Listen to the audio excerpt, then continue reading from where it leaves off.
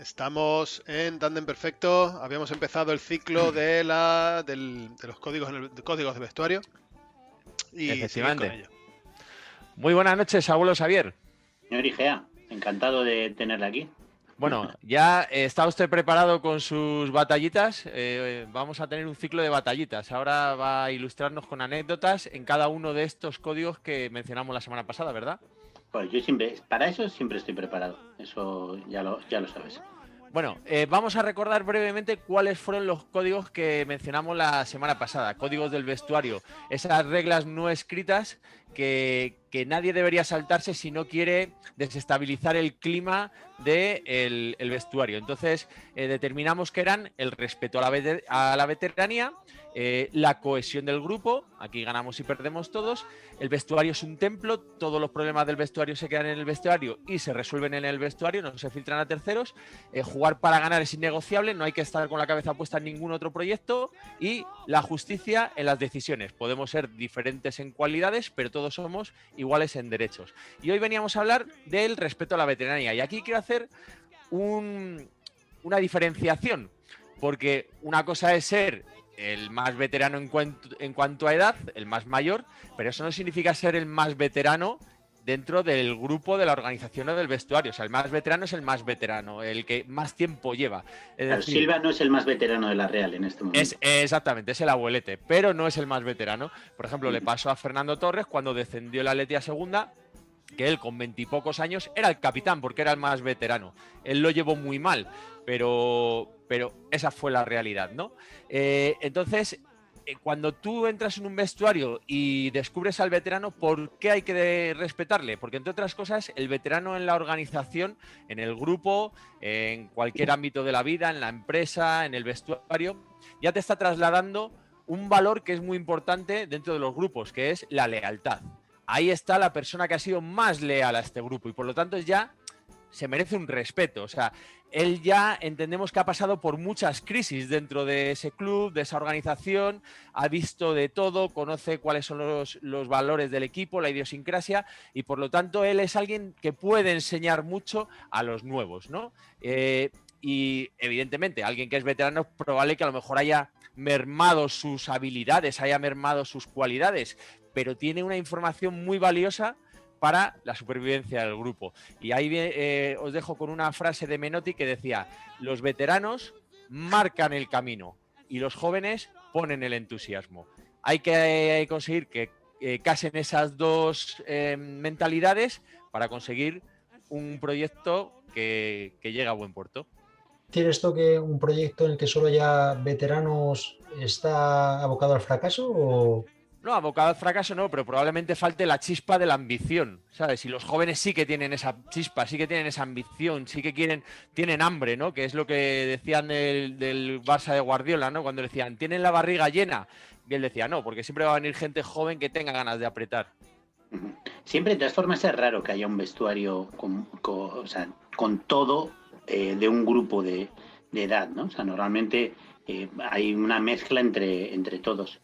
Sí iba a comentar una cosa, como hablamos el otro día, hablamos con diferentes deportistas para documentarnos sobre esta sección, y una de las cosas que comentó Miquel Alonso es que el tema de la veteranía ha cambiado mucho y que ya no se respeta tanto como se respetaba antes. Eso en realidad, él mismo lo decía, es una tónica general en la sociedad. Es decir, ya no hay tanto respeto hacia... Por ejemplo, de los ¿Cómo, mayores. Rocío? que ya no hay respeto a los mayores como antiguamente. Efectivamente, se está perdiendo eso, y en los vestuarios también. Pero decía una cosa, Miquel Alonso, en el momento que entras a un vestuario, te das cuenta enseguida de cuál es la jerarquía de ese vestuario. Y eso es importante, ¿no? Y os voy a comentar una anécdota. Hace un tiempo vi una entrevista que hicieron en la revista Libero a Francesco Totti, el mito de la Roma, y por supuesto, él era el puto amo del vestuario de la Roma, pero contaba una cosa curiosa sobre el Real Madrid.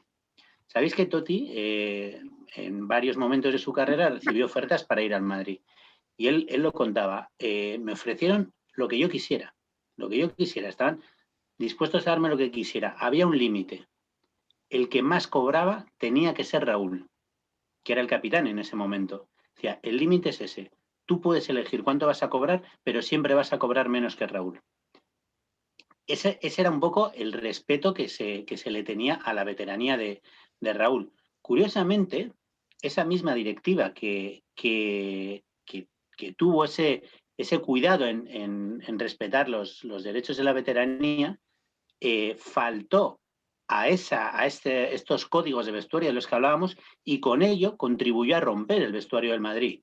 No sé si recordáis, en el año 2003, el Real Madrid, que acababa de llegar Ronaldo, le gana injustísimamente una liga a la Real Sociedad en la última jornada, y en la celebración de esa liga, Florentino les anuncia a Del Bosque y a Fernando Hierro que se van a marchar del equipo. Eso desequilibró completamente el vestuario, porque no se había respetado a los veteranos. Hay maneras, si tú has tomado esa decisión, tienes que tener un cuidado. No es lo mismo respetar, echar a uno que acaba de llegar y que no se ha adaptado al equipo, que echar al capitán o al entrenador que lleva varias temporadas en el equipo. En ese momento, Florentino, que era el presidente, no cuidó los códigos del vestuario y generó una crisis muy gorda. De hecho, en su primera etapa, si no recuerdo mal, creo que ese fue el último título que ganó.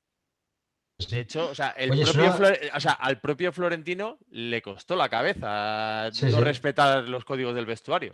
Es una pregunta. Yo me acuerdo hace tiempo, hablando un poco de esto, de lo de las jerarquías y tal, no sé si fue un seleccionador de Japón o de Corea, europeo, que dijo que uno de los problemas más importantes que tuvo, más graves, fue enfrentarse a la cultura asiática en cuanto a que era una sociedad muy jerarquizada y que le costaba mucho que ellos era por exceso. El respeto a la jerarquía y el respeto al veterano era innegociable para la cultura asiática. Entonces, que tenía que comentarles de, no, hay que europeizar un poco el concepto de los jóvenes también tienen que tirar un poco la puerta y hay que encontrar ese equilibrio entre el respeto, pero también ir un poquito más allá. Ese sería un tema muy interesante, el de los choques culturales en grupos deportivos. Lo anotamos para el futuro. Pero sí quería comentar otra cosa. Estamos hablando del respeto a la veteranía, pero el veterano también tiene una cosa, que es una responsabilidad. El veterano tiene ese respeto porque es un ejemplo para los demás y no puede dejar de serlo. Y en ese sentido os voy a contar otra anécdota así rápida. Yo voy a decir una. Satrústegui. Satrústegui era ejemplo, por supuesto. Todos los de la Real. En esa Real es que eran todos súper profesionales. En esa Real y en otras muchas, todos eran el más veterano. Era una pasada ese equipo. Pero bueno, la anécdota que quería contar era un equipo argentino que, llega un chaval de la cantera y entonces en ese equipo había varias vacas sagradas que habían sido campeones de Argentina y entonces tenían ciertos privilegios y acostumbraban en los entrenamientos, cuando les mandaba el entrenador a correr alrededor de un parque.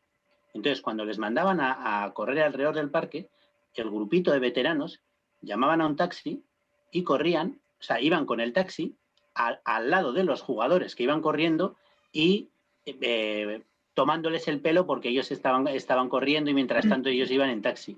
Bueno, eso es no ser responsable con la jerarquía que te da esa veteranía. Y eso también provoca desequilibrios. Y de hecho, ese joven que acababa de llegar al equipo decidió irse de ese equipo porque no estaba dispuesto a soportar ese exceso en la jerarquía de los veteranos.